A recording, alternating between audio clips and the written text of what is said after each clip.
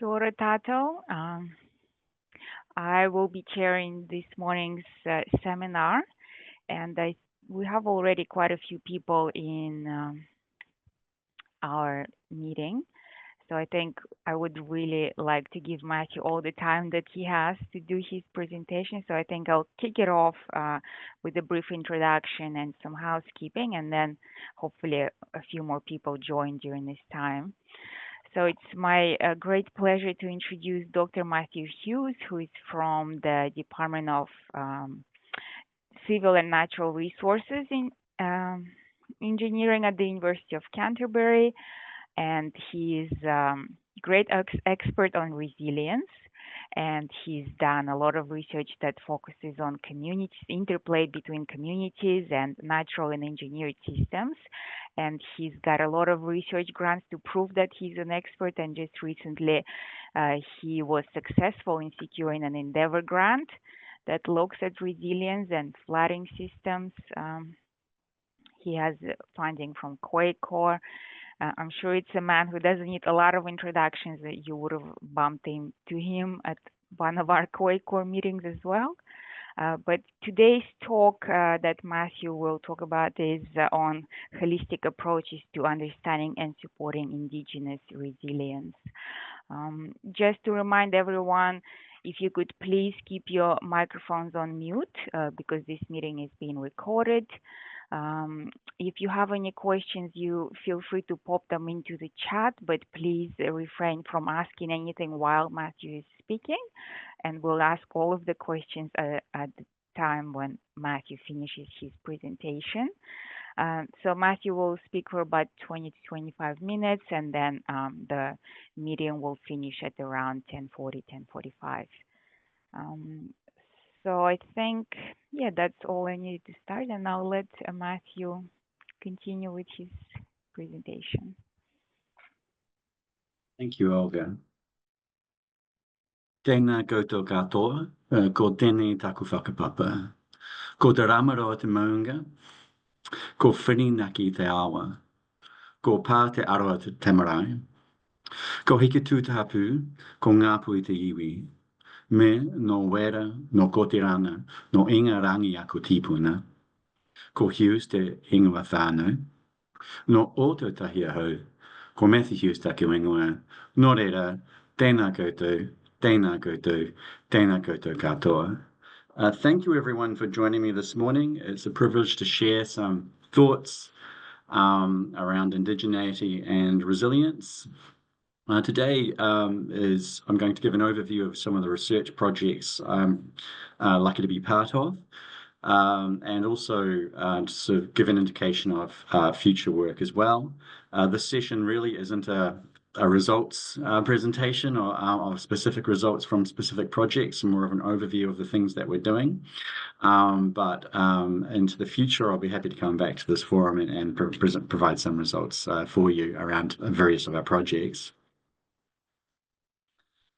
Within the wider Te Hirangaru QuakeCoRE research program, what I'm talking about today really is focused on what we call disciplinary theme 5, Mātauranga Māori, or that's Māori Indigenous knowledge systems and earthquake resilience.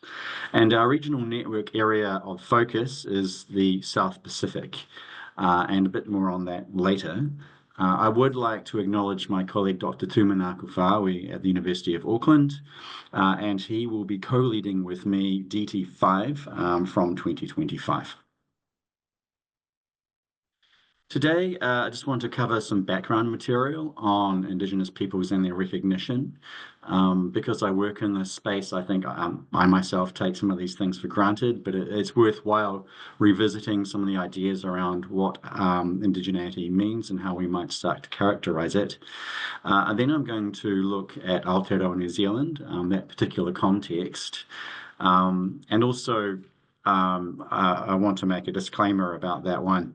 I am going to be making a few generalizations about complex topics around history and culture. I'm going to cover them quickly and inadequately, so apologies in advance for that. And maybe I can come back another time and unpack those a bit more in this forum. I will then give an overview of the current projects as an example of the holistic approach we're taking, trying to tackle Indigenous resilience from a range of different disciplinary directions. And then I'm going to finish off with presenting an overview of the DT5 research program from 2025 through to 2028. So firstly, I want to just talk about Indigenous peoples and their recognition.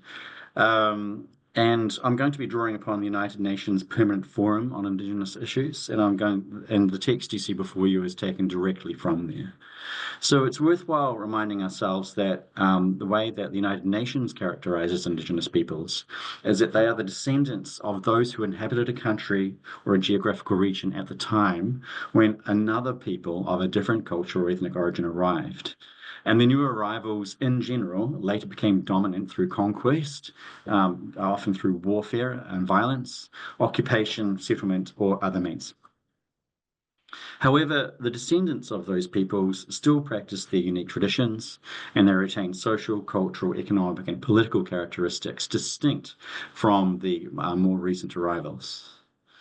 And as far as the United Nations systems goes, rather than a rigorous definition of indigeneity, they try to characterize identification, or how people identify as being Indigenous, and we'll look at those in a second. And it's estimated that there are nearly 400 million Indigenous people across 70 countries worldwide. A bit more about the understanding the term Indigenous. The following, in the United Nations systems at least, are used to try and understand or characterize Indigenous peoples. First of all, they self-identify as Indigenous, both at the individual level and the community level, and individuals who self-identify as Indigenous are recognized as being so by their wider community. There's historical continuity with the pre-colonial or pre-settler societies. So what that means is there's a shared history with their ancestors, and it's recognized as such. Importantly, they have strong links to territories and surrounding natural resources, encoded in language, encoded in culture, and strong emotional and spiritual connections to landscape as well. And they retain distinct social, economic, and political systems. They have distinct languages, cultures, and beliefs from the dominant societies. In most societies where they have been colonized or other settler societies come in, they form non-dominant groups of societies. But I think a shared aspiration for many Indigenous peoples is to resolve to maintain and reproduce their ancestral environments and systems and retain their distinctiveness as peoples and communities. Now, in 2007, the United Nations, most of the nations of the United Nations signed up to the United Nations Declaration on the Rights of Indigenous Peoples. And I'm just going to take a few of the articles here just to give a flavour of what that meant. So for example, Article 3 states that Indigenous peoples have a right to self-determination to determine their own political status and freely pursue their economic, social, and cultural development. Article 5 speaks to the distinct political, legal, and economic, social, and cultural institutions which they have the right to maintain and grow. Article 20 really speaks to the right to maintain and develop different aspects of their societies, but I'm speaking to this particular one because it refers specifically to their development and their economic activities, and that's going to inform some of the things I'm going to talk about a bit later on.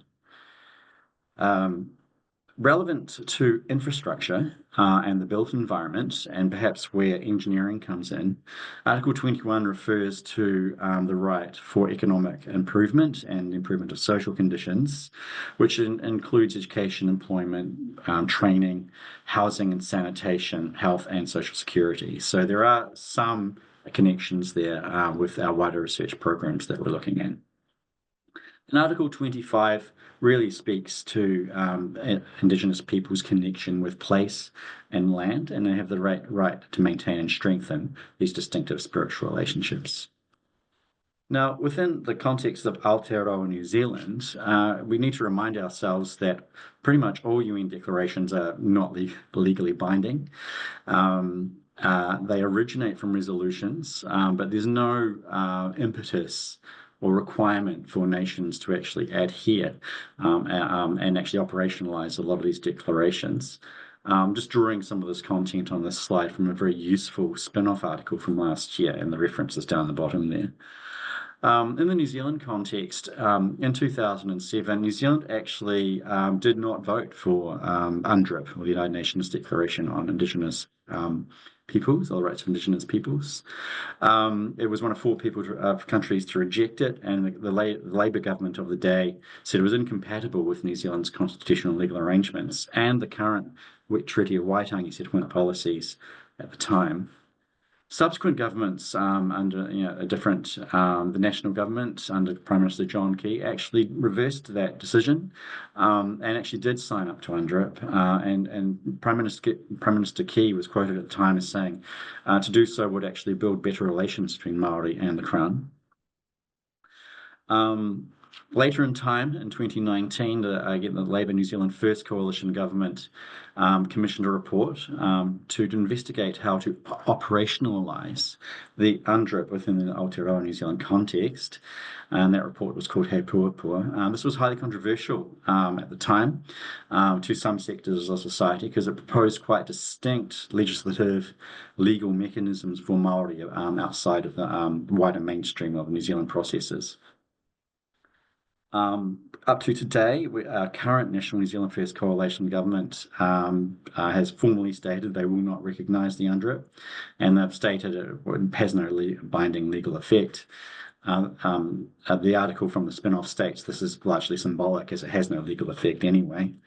I would note, though, that in recent times, other jurisdictions are exploring how to operationalise this, one of which is British Columbia and Canada, who have actually signed the UNDRIP into law. So, set against the tumult, which many of you might be aware of in the discourse in Aotearoa New Zealand around a lot of these issues, I just want to remind us of the following. Māori are the indigenous peoples of what I refer to as the Southern Polynesian continental archipelago. Upon first contact with Europeans, Māori quickly adopted new organisms, technologies, and knowledge and adapted them to serve their own ends. They benefited greatly, Māori did, from literacy and agricultural practices, amongst other things. There were some negatives, exposure to diseases, which is a common pattern in these processes, and also the access to modern firearms helped exacerbate some of the intertribal conflicts as well. In 1840, the Treaty of Waitangi, or Tiriti to Waitangi, was signed between the British Empire and various of the Māori tribal representatives, the chiefs. There's a lot more to say about that. I don't have time to talk about all of that here, but I'd just like to acknowledge my colleague Mike Grimshaw, who's, as a sociologist, has raised the interesting idea that the Treaty of Waitangi has become a cultural totem. What that means is that it's really speaking to this new concept of Aotearoa New Zealand, but because it was actually written in 2 different languages, English and Māori, it's highly contested. I just want to go back in time a bit more. In the wake of the treaty, Māori resisted to the rapidly expanding settler colonialism that occurred after the treaty. Armed conflict broke out. Now, this is important for what we're talking about here today because subsequent to many of these conflicts, which essentially the British colonial forces won, there were many land confiscations and also land purchases designed to break up communal ownership of Māori land. And this led to the wholesale alienation of Māori from most of their ancestral lands. Under the Public Works Act, which is a piece of legislation that came in the 19th century, land was further acquired and basically seized from Māori communities, largely for infrastructure development. And this basically set the scene, the land alienation and differential access to infrastructure for quite different trajectories of development between the British settler communities and Māori communities. And because of the loss of this land, Māori communities were largely deprived of the economic potential that the settler communities were able to take advantage of. And this has set up socio-economic patterns which may persist in many communities today. However, in the late 20th century, we did see a renaissance in Māori culture and language. And as the Treaty of Waitangi settlement process started to build momentum and various tribes have received settlements, they have started to invest and started to harness their economic potential, build wealth, and to thrive culturally, to the extent that some iwi, or Māori tribes, are now significant economic and political forces. This is important in disaster response and recovery, speaking to our QuakeCoRE mission. And when we speak to cultural infrastructure such as marae within Māori communities, it's been demonstrated through, some of you on this call probably have documented this. These marae support communities, and not just Māori communities, but the wider community after disasters. However, to maximise this role, marae themselves need to be resilient to these events. And it is my contention that a resilient and thriving Māori community or Māori communities and their wider organisations and their businesses means a more resilient Aotearoa New Zealand. So with that, I now want to sort of change gears a little bit and talk about the current projects that colleagues of mine and I are part of, just to give you a flavour of the different things that are happening in this space that we're doing. I also want to acknowledge that there's a fairly large range of research projects out there looking at similar issues by other research groups, and I just want to acknowledge that wonderful work also going on. First of all, I'd just like to mention the project being run again by my colleague Tumanako Whaawi and my colleague Liam Wotherspoon at the University of Auckland and Aotearoa New Zealand. They are looking at investigating marae infrastructure resilience and natural hazard events, and they are really taking sort of an infrastructure lifelines approach, looking at the infrastructure on marae facilities themselves. They're weaving mātauranga Māori with Western science understandings, so looking at a range of different tribal and sub-tribal organisations and a range of different events. And I don't want to speak too much more about that, but that's just a key piece of work that's ongoing, and more to say on that into the future. Some other projects that are more looking at social science and the legal mechanisms. I just want to acknowledge my PhD student, Brandy Aljo, who's working on co-designing community disaster preparedness and working with Māori communities and wider sectors of civil society on disaster preparedness. I'd also like to acknowledge my colleague Rachel Evans, a law lecturer here at the University of Canterbury, looking at how can Indigenous governance in Aotearoa learn from jurisdictions from overseas, and in particular looking at First Nations communities and tribes in North America.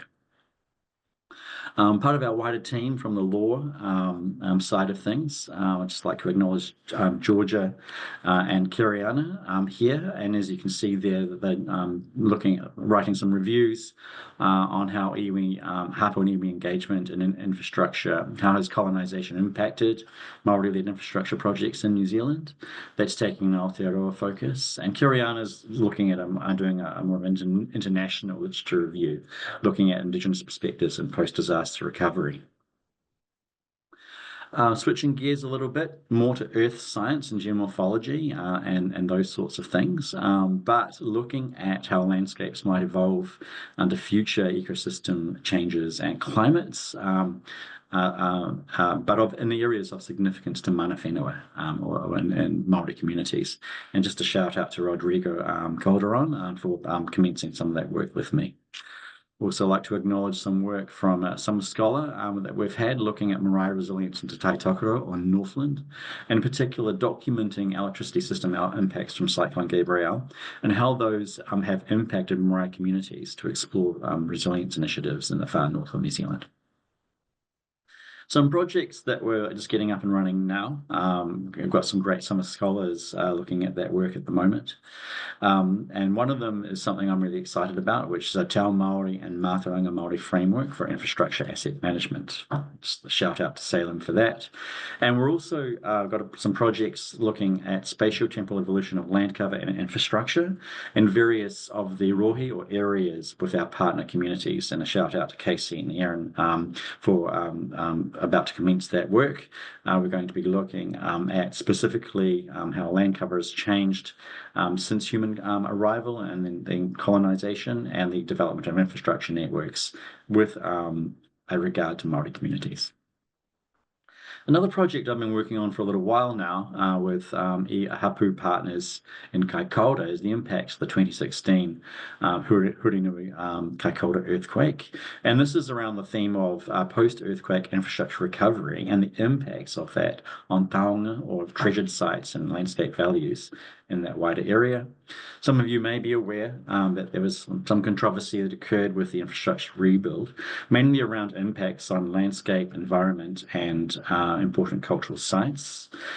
This is an example of a landscape feature that was mooted to be destroyed, actually, to enable a cycleway to go through, but the local mana whenua intervened, and so that didn't happen. And as part of our wider project, we're starting to document spatially and through time the nature of the engagement that occurred with local peoples around that. And that's another piece of ongoing work, and we hope to finish writing that up next year.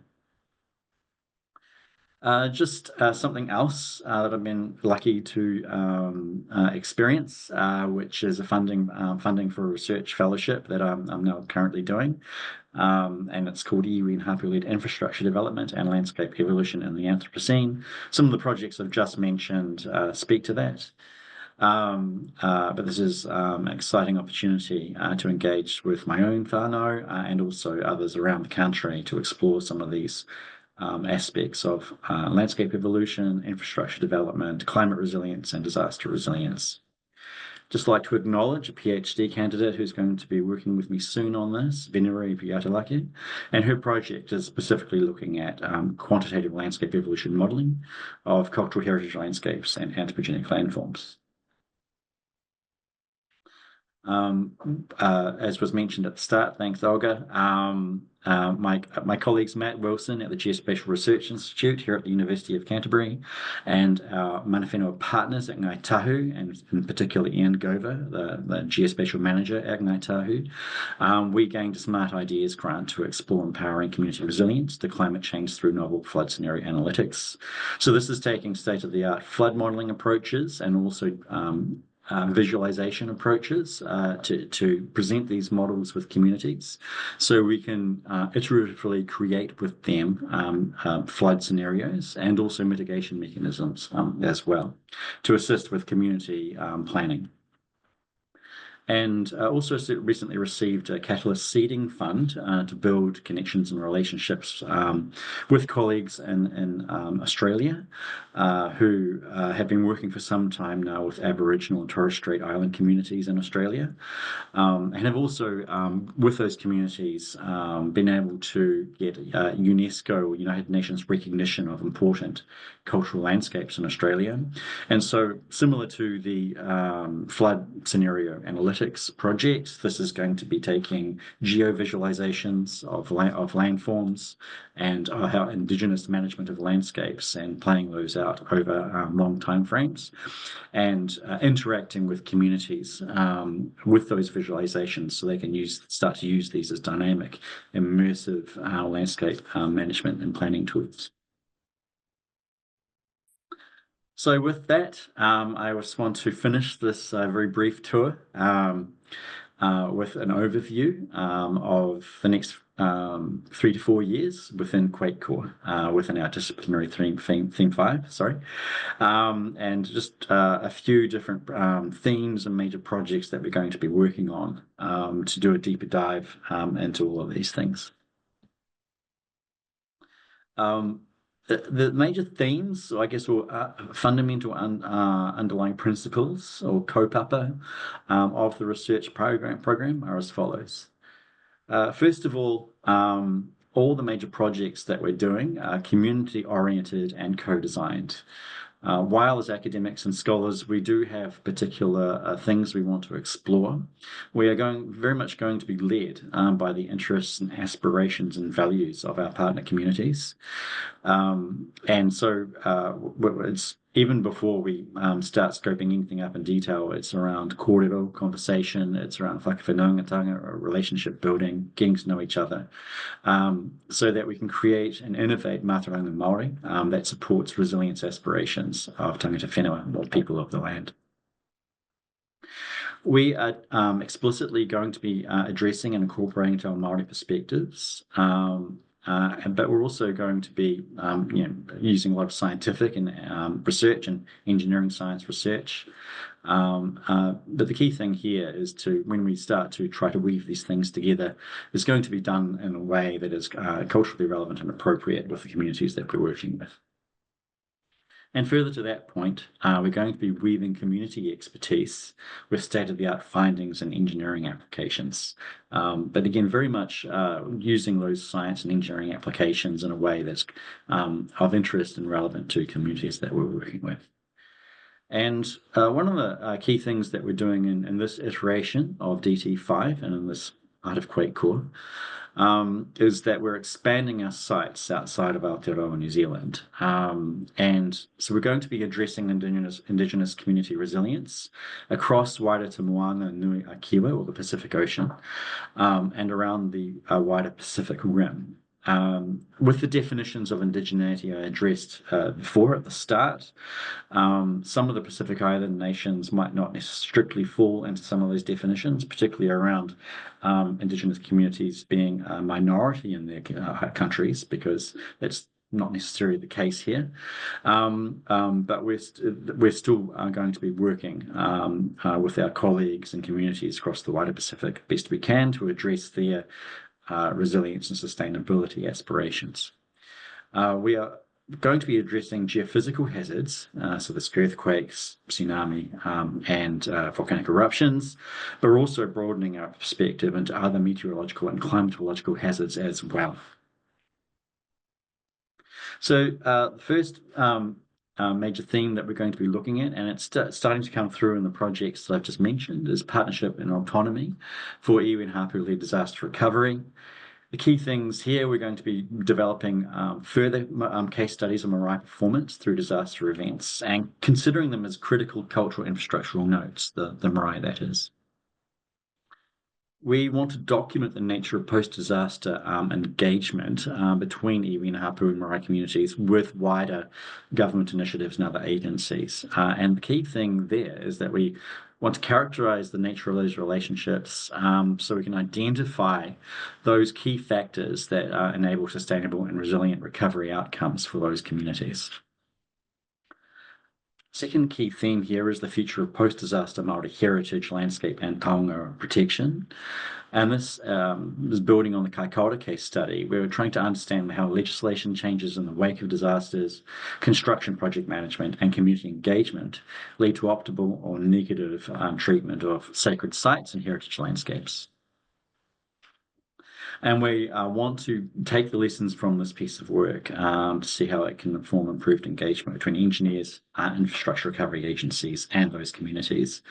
And also part of this package of work is working with communities to document their cultural monitoring processes through post-disaster recovery, and also address some of the succession planning issues which some communities have to retain this knowledge and pass it on. Another theme that we're going to be addressing is strategic infrastructure development and deep time landscape management. Some of the projects we've already got underway is to map the spatio-temporal evolution of land tenure and infrastructure, and this is to contextualize current and future developments and hazard exposure and vulnerability.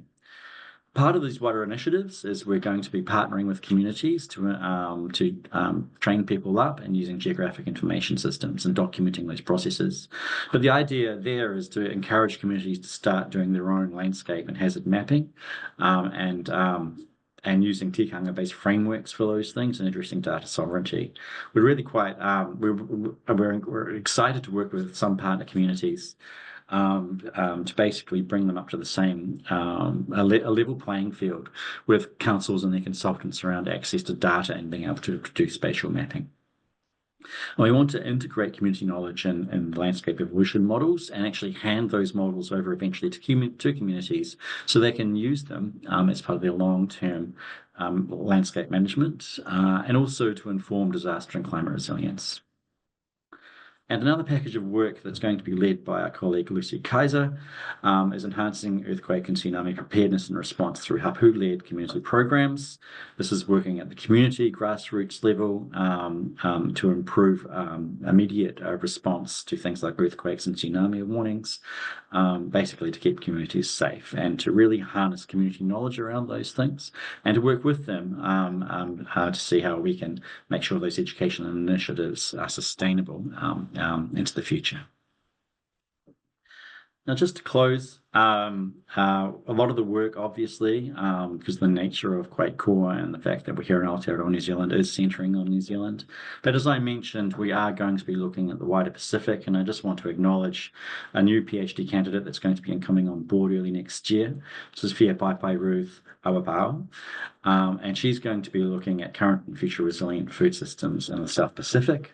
And we've got other initiatives underway as well that we hope to share with you into the future. And looking more broadly, I mentioned the wider Pacific Rim. And so we've started some initial corridor discussions with colleagues in Chile who are themselves Indigenous and will work with Indigenous communities in Chile, and some very preliminary discussions with colleagues about potentials for working with communities in Colombia as well. So with that, I close. So tēnā koutou, thank you very much.